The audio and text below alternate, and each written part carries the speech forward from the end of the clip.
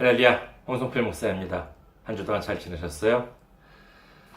저는 일본 군마현에 있는 이카호 중앙교회를 섬기고 있습니다.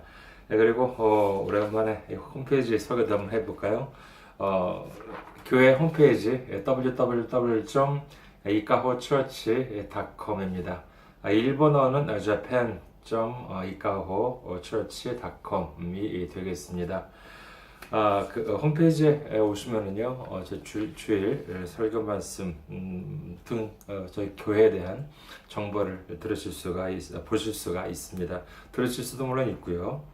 그 다음에 저희 교회 메일입니다. 이카호처치 gmail.com입니다. 다른 주소도 있지만은요, 일단 이것을 대표 메일 주소로 삼고 있습니다. 그 다음에 선교 후원으로 섬겨주실 분을 위해 안내 말씀드리겠습니다. 한국 경우에는 KB국민은행입니다. 계좌번호 079-21-0736-251가 되겠습니다. 그리고 군마은행, 일본에서 보내주실 분, 군마은행 보면은요, 군마은행으로 해주시고요. 지점번호는 190번, 그 다음에 계좌번호 1992256이 되어 있습니다. 혼손필 명의로 되어 있습니다. 저희 교회는 아직까지 미자립 교회입니다. 그래서 여러분의 기도와 그 다음에 선교 후원으로 운영이 되고 있습니다. 여러분들의 많은 기도와 관심 바라겠습니다. 또 선교 후원으로 섬겨주신 귀한 손길이 있었습니다. 이진묵님 사실 지난주가 아니라 지난주에 섬겨주셨는데 제가 미처 소개를 못 드렸습니다. 죄송합니다. 이진묵님, 그 다음에 정훈진님, 김유미님께서 이렇게 귀하게 선교 후원으로 섬겨주셨습니다. 감사합니다. 정말 하나님의 넘치는 축복과 은혜가 함께 하시기를 주님의 이름으로 축원드립니다. 오늘 함께 은혜 나누실 말씀 보도록 하겠습니다. 함께 은혜 나누실 말씀 창세기 2장 1절에서 3절까지의 말씀입니다. 창세기 2장 1절에서 3절까지의 말씀 되겠습니다. 창세기 2장 1절에서 3절 봉독해 드리겠습니다. 천지와 만물이 다 이루어지니라. 하나님이 그가 하시던 일을 일곱째 날에 마치시니 그가 하시던 모든 일을 그치고 일곱째 날에 안식하시니라. 하나님이 그 일곱째 날을 복되게 하사 거룩하게 하셨으니 이는 하나님이 그 창조하시며 만드시던 모든 일을 마치시고 그 날에 안식하셨음이니라. 아멘. 할렐루야! 하나님을 사랑하시면 아멘 하시기 바랍니다. 아멘. 오늘 저는 여러분과 함께 안식일과 예배라는 제목으로 은혜를 나누고자 합니다. 안식일에 대한 내용을 다루려면요, 내용이 워낙 많아서 부득이하게 이번 주와 다음 주로 이렇게 나누어서 말씀을 전해드릴까 합니다. 오늘은 이 안식일과 예배를 주제로 삼아 보았습니다.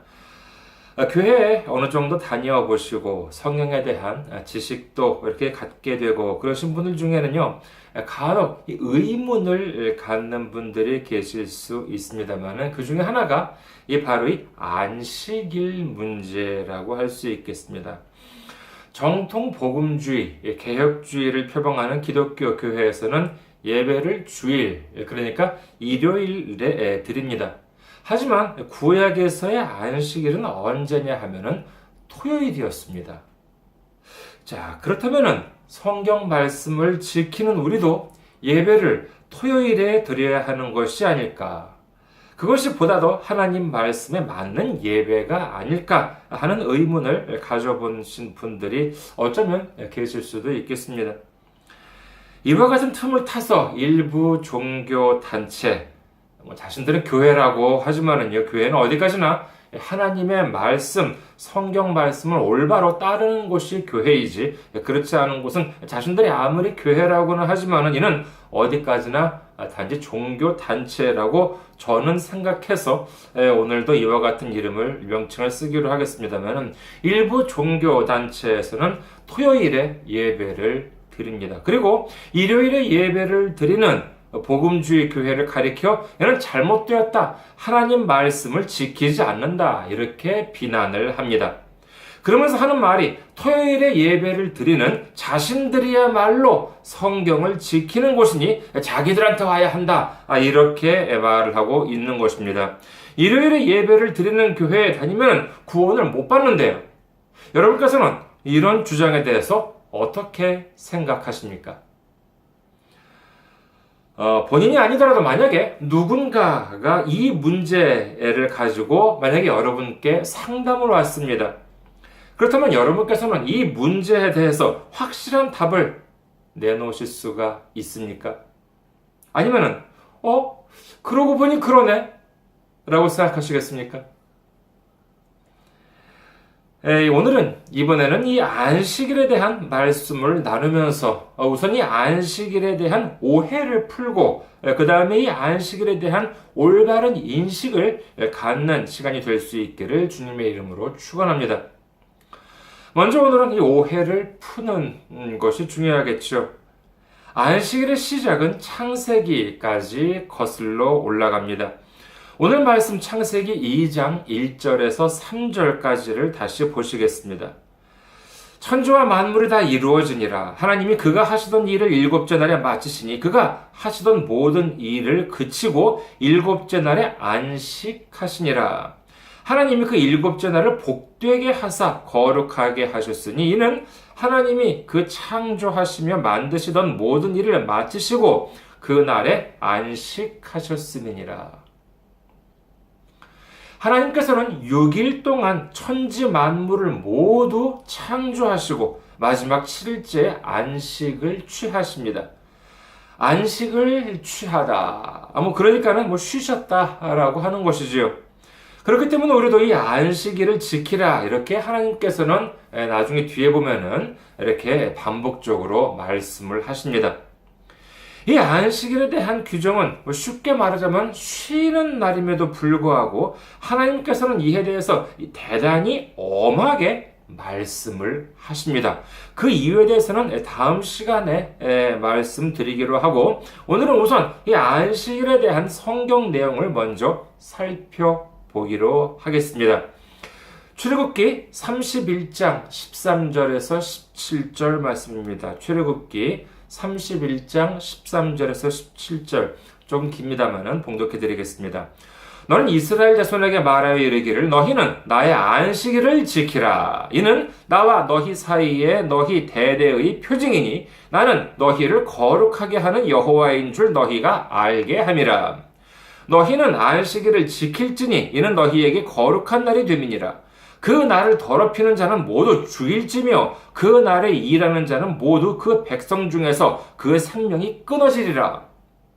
엿새 동안은 일할 것이나 일곱째 날은 큰 안식일이니 여호와께 거룩한 것이니라. 안식일에 일하는 자는 누구든지 반드시 죽일지니라. 이같이 이스라엘 자손이 안식일을 지켜서 그것으로 대대로 영원한 언약을 삼을 것이니 이는 나와 이스라엘 자손 사이에 영원한 표징이며 나 여호와가 엿새 동안에 천지를 창조하고 일곱째 날에 일을 마치고 쉬었음이니라 하라. 또 출애굽기 35장 2절에서 3절을 보겠습니다. 출애굽기 35장 2절에서 3절. 엿새 동안은 일하고 일곱째 날은 너희를 위한 거룩한 날이니 여호와께 엄숙한 안식일이라. 누구든지 이 날에 일하는 자는 죽일지니 안식일에는 너희의 모든 처소에서 불도 피우지 말지니라. 자, 이 말씀들을 들으시면은 여러분께서는 어떠세요? 아니, 무슨 하라는 일을 안 하면은 벌을 내린다거나, 이제 이렇게 한다면은 그나마 좀 이해가 갈 수도 있겠지요. 그런데, 안식일? 그거 쉬는 날 아니에요. 그런데, 쉬라. 이렇게 얘기하는 것인데, 근데 쉬지 않으면 어떻게 하래요? 반드시 죽이라 이렇게까지 말씀을 하십니다. 정말 엄한 말씀이라고 할 수가 있겠죠. 이처럼 하나님께서는 안식일을 범하는 일을 엄하게 아주 금지하셨기 때문에 아직도 토요일에 예배를 드리는 종교단체에서는 자신들이야말로 이 올바로 하나님의 말씀을 지키고 있고, 이 일요일에 예배를 드리는 교회는 잘못되었다, 성경을 지키지 않고 있다, 이렇게 비판을 하고 있는 것입니다. 자, 다시 한번 묻겠습니다. 구약에서의 안식일은 분명 토요일이었습니다. 하나님께서는 이 안식일을 범하는 자를 죽이라고까지 말씀하셨지요. 그렇다면 이제 하나님을 믿는 우리도 다음 주부터는 토요일에 예배를 드리는 것이 옳다고 생각하십니까? 만약에 어떤 사람이 일요일에 예배를 드리는 우리더러 하나님의 말씀을 지키지 않는다고 비판을 한다면 저 같으면 이렇게 반박할 것입니다. 그렇다면 당신들은 여전히 속건제, 속죄제를 드리고 계십니까? 소제나 요제나 번제를 드리십니까? 양이나 동물을 잡아서 불에 태워서 지금까지도 아직도 이렇게 제사를 드리고 계십니까? 이렇게 물을 것입니다. 예수님을 인정하지 않는 유대교에서는 아직도 그와 같은 제사를 드리고 있다고 합니다만, 예수님을 논하면서도 토요일에 예배를 드린다고 하는 곳에서 그런 제사를 드린다, 이런 말은 아직 들어보지 못했습니다. 구약시대 예수님께서 아직 이 땅에 오시기 전까지는 가장 큰 명절이 무엇이었습니까? 그렇죠. 바로 유월절이었습니다. 이스라엘 민족들이 애굽에서 살면서 오랫동안 종살이를 하고 있었는데, 하나님의 사람 모세를 보내서 애굽을 탈출시켰을 때 행하셨던 마지막 이적이죠. 그 땅에 있는 모든 가족 중에서 장자들은 하나도 남김없이 죽였지만은 문 인방과 출입문 인방 가로 기둥이죠. 그 다음에 문설주에는 어린 양의 피를 이렇게 바른 그런 같은 집은 죽음의 사자가 그 출입문으로 들어가지 않고 건너뛰었다, 이렇게 해가지고 유월절 이렇게 이제 얘기합니다. 그래서 그 출입문은 들어가지 않아서 건너뛰었기 때문에 유월, 건너뛰다라고 하는 유월절이 구약에서는 가장 큰 명절이었습니다. 자, 그렇다면 신약에서는 어떻습니까? 우리 대한예수교 장로회에 규정된 공식 절기를 보더라도 핵심은 뭐냐? 모두 다 신약의 절기입니다. 성탄절도 그렇고 고난주간도 그렇습니다. 성령 강림 주일도 마찬가지입니다. 하지만 복음주의 교회에서 가장 큰 절기는 무엇일까요? 6월절이에요? 아닙니다. 바로 부활절입니다. 우리에게 부활이 없다면 예수님도 믿을 필요도 없고, 부활이 없다면 구원도 없고, 부활이 없다면 믿음도 없고, 부활이 없다면 죄사함도 아무런 의미가 없는 것입니다. 그렇다면 부활이 있다는 것을 우리가 어떻게 알 수 있겠습니까? 그렇죠. 그것은 바로 예수님께서 부활하셨기 때문입니다. 예수님께서 직접 보여주셨기 때문이죠. 고린도전서를 보겠습니다. 고린도전서 15장 12절입니다. 고린도전서 15장 12절. 그리스도께서 죽은 자 가운데서 다시 살아나셨다 전파되었거늘 너희 중에서 어떤 사람들은 어찌하여 죽은 자 가운데서 부활이 없다 하느냐. 이렇게 성경은 기록합니다. 하나님께서는 독생자 예수님을 우리에게 보내주셔서 우리의 죄를 위해서 채찍을 맞게 하시고, 그 다음에 십자가 위에서 피를 흘리게 하셨던 것입니다. 그러므로 인해서 우리의 죄는 모두 다 해결되었습니다. 말로 해서 안 되니까 처참하게 십자가에 달리시는 모습을 사람들 두 눈으로 똑똑히 보게 하셨습니다. 어디 그뿐입니까? 부활 또한 말로 해서 안 되니까 예수님께서 직접 부활을 해서 보여주셨던 것입니다. 부활은 오로지 죄사함을 받은 자에게만 허락되는 것입니다. 그것이 바로 부활입니다. 죄인들한테는 부활이 허락되지 않습니다. 예수님께서는 우리의 모든 죄를 짊어지시고 철저한 죄인으로서 십자가에 달리셨습니다. 그러나 하나님께서 부활을 허락해 주심으로 말미암아 우리의 모든 죄가 완전히 해결되었다라고 하는 것을 보여주신 것이지요. 우리가 일요일에 예배를 드리게 된 이유도 예수님께서 부활하신 날이 안식일 다음 날인 일요일이었기 때문에 예수님의 부활을 기념해서 일요일에 예배를 드리게 된 것입니다. 그렇기 때문에 우리도 그 부활을 갈망해야 하는 것입니다. 그 유일한 길, 부활을 이루는 유일한 길은 무엇이냐? 그것은 바로 구원이요. 그 구원은 오직 우리를 대신해서 십자가에 달리신 예수님을 의지하는 길 밖에는 없다는 것을 믿으시는 여러분 되시기를 주님의 이름으로 축원합니다. 예수님께서는 우리의 모든 결박을 푸셨습니다. 히브리서 10장 11절에서 14절까지 보도록 하겠습니다. 히브리서 10장 11절에서 14절 말씀. 제사장마다 매일 서서 섬기며 자주 같은 제사를 드리되 이 제사는 언제나 죄를 없게 하지 못하거니와 오직 그리스도는 죄를 위하여 한 영원한 제사를 드리시고 하나님 우편에 앉으사 그 후에 자기 원수들을 자기 발등상이 되게 하실 때까지 기다리시나니 그가 거룩하게 된 자들을 한 번의 제사로 영원히 온전하게 하셨느니라. 아멘. 이제 우리는 짐승들을 잡아서 하나님께 불완전한 제사를 드릴 필요가 없습니다. 그 이유는 단 하나, 예수님께서 완벽한 제사를 드려 주셨기 때문인 것입니다. 예수님께서 승천하신 후에 그런데 문제가 생긴 것들이 있죠. 그 중 하나가 뭐냐? 바로 할례 문제였습니다. 예수님을 믿기 위해서는 할례를 받아야 하느냐, 안 받아도 되느냐 하는 것이지요. 이에 대해서 성경은 다음과 같이 기록합니다. 로마서 2장 28절에서 29절입니다. 로마서 2장 28절에서 29절 무릇 표면적 유대인이 유대인이 아니요 표면적 육신의 할례가 아니니라. 오직 이면적 유대인이 유대인이며 할례는 마음에 할지니 영에 있고 율법 조문에 있지 아니한 것이라. 그 칭찬이 사람에게서가 아니요 다만 하나님에게서니라. 예수님을 믿기 위해서는 할례도 필요 없다, 이렇게 성경은 말씀하고 계십니다. 하나님을 믿기 위한 할례는 그 마음에 하면 족하다는 것이지요. 그뿐만이 아닙니다. 갈라디아서 3장 6절에서 7절을 보겠습니다. 갈라디아서 3장 6절에서 7절. 아브라함이 하나님을 믿음에 그것을 그에게 의로 정하셨다 함과 같으니라. 그런즉 믿음으로 말미암은 자들은 아브라함의 자손인 줄 알지어다. 아멘. 인간적으로 본다면은 아브라함의 자손이 되기 위해서는 어떻게 해야 합니까?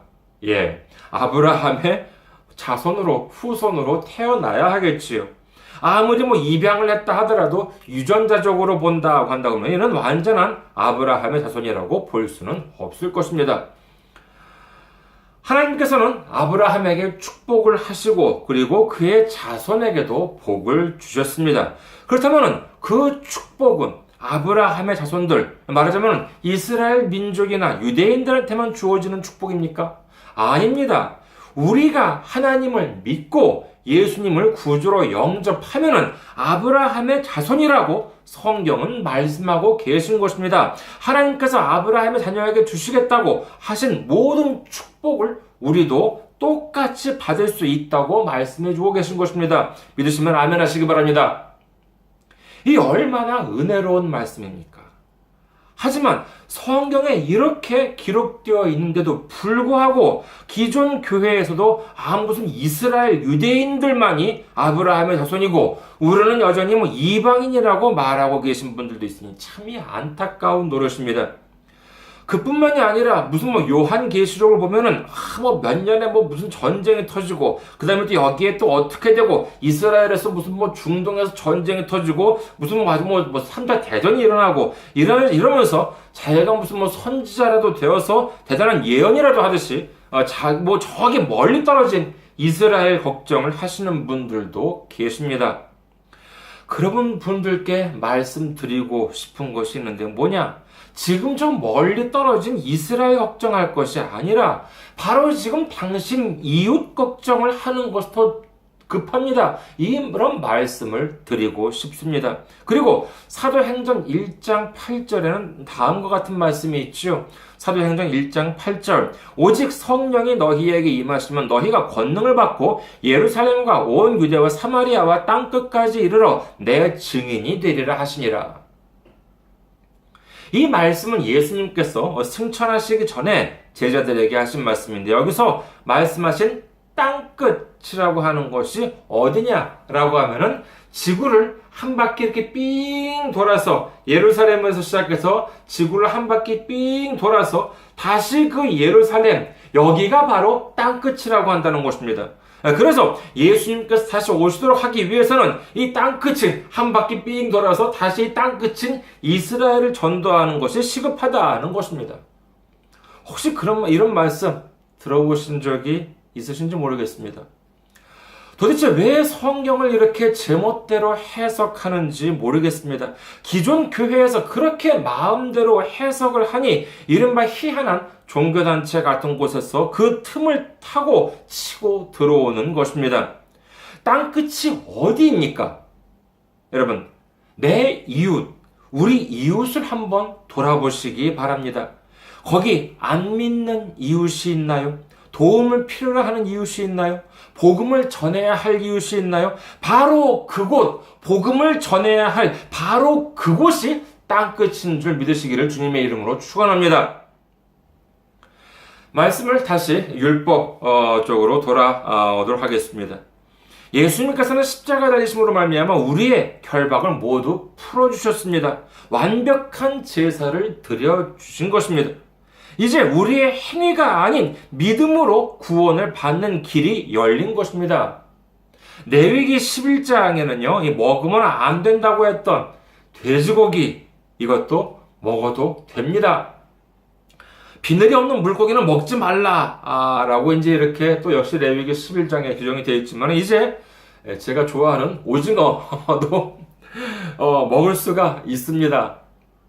누가복음 23장 45절 성소의 휘장이 한가운데가 찢어지더라. 그때까지는 우리의 죄악으로 인해서 하나님과 우리 사이를 가로막고 있었던 그 휘장이 예수님께서 십자가에 달리시고 우리의 죄를 모두 해결해 주셨을 때 그 두꺼웠던 성소의 휘장이 찢어졌습니다. 이제 우리의 모든 죄가 해결되어서 하나님께로 나아갈 길이 열린 것입니다. 할렐루야! 예수님께서는 이처럼 우리에게 자유를 주셨음에도 불구하고 아니야, 우리는 아직 안 돼. 우리는 율법을 지켜야 돼.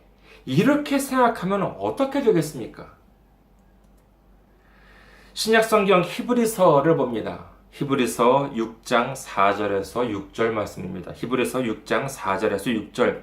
한 번 빛을 받고 하늘의 은사를 맛보고 성령에 참여한 바 되고 하나님의 선한 말씀과 내세의 능력을 맛보고도 타락한 자들은 다시 새롭게 하여 회개하게 할 수 없나니 이는 그들이 하나님의 아들을 다시 십자가에 못 박아 드러내놓고 욕되게 함이라.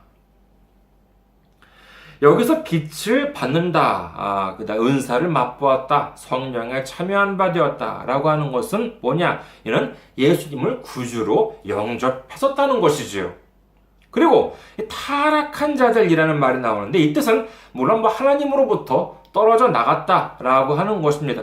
하나님으로부터 떨어져 나갔다고 한다면 그럼 단순히 믿었다가 안 믿게 된 사람들만을 가리키느냐? 그렇지가 않습니다. 이는 본문이 기록된 히브리서 자체가 어떤 사람들을 대상으로 쓰였냐 하는 것을 보면 알 수 있습니다. 신학자들의 견해에 따르면은 이 히브리서는 예수님을 구주로 영접한 누구를 위해서? 예수님을 구주로 영접한 유대인들을 위해서 적혀졌다라고 한다는 것이지요. 그런데 이 유대인들 중에는 예수님을 믿는다. 자, 이제 나는 예수님을 구주로 영접했어. 이렇게 고백을 하면서도 자기가 그때까지 정말 그 살아왔던 유대교 배경에서 살아왔던 그 성장 배경이 있기 때문에 그 지금까지 지켜왔던 율법도 따라야 하지 않나? 라고 생각하는 사람들이 있었겠죠. 그래서 바로 이와 같은 사람들을 존재하는, 훈계하는 내용들이 히브리서에는 많이 등장합니다. 따라서 히브리서 6장 6절에서 이 타락한 자들이라고 하는 사람들은 예수님을 안 믿게 되었다기보다는 예수님을 믿는다고 하면서 과거 율법을 버리지 못하는 사람들을 가리킨다고 신학자들은 보고 있습니다. 우리의 죄를 위해서 예수님께서는 채찍에 맞으시고 십자가에 못 박히셨습니다. 그러므로 인해서 우리의 죄는 모두 해결되었어요. 그동안 차고 있던 수갑을 다 풀고 교도소에서 나올 수가 있습니다.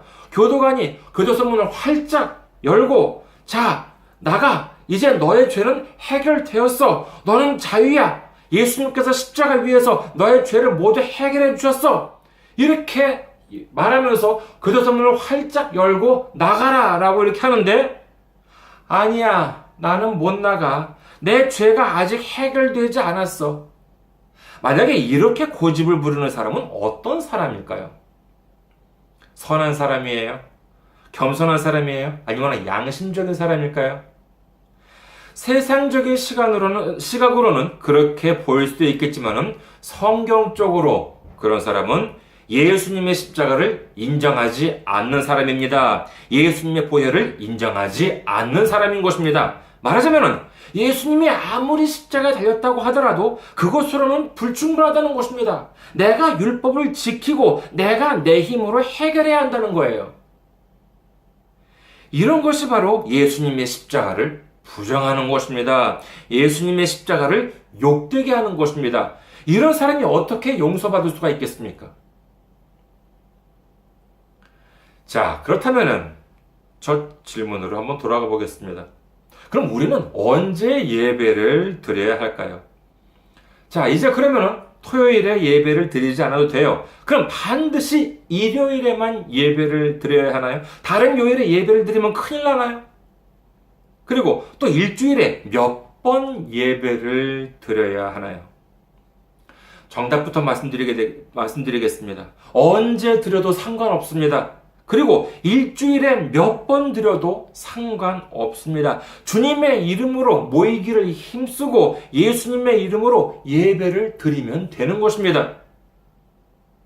안식일에 예배를 드려야 한다는 율법을 따른다면 그 외의 시간에 예배를 드리는 것은 율법을 어기는 것입니다.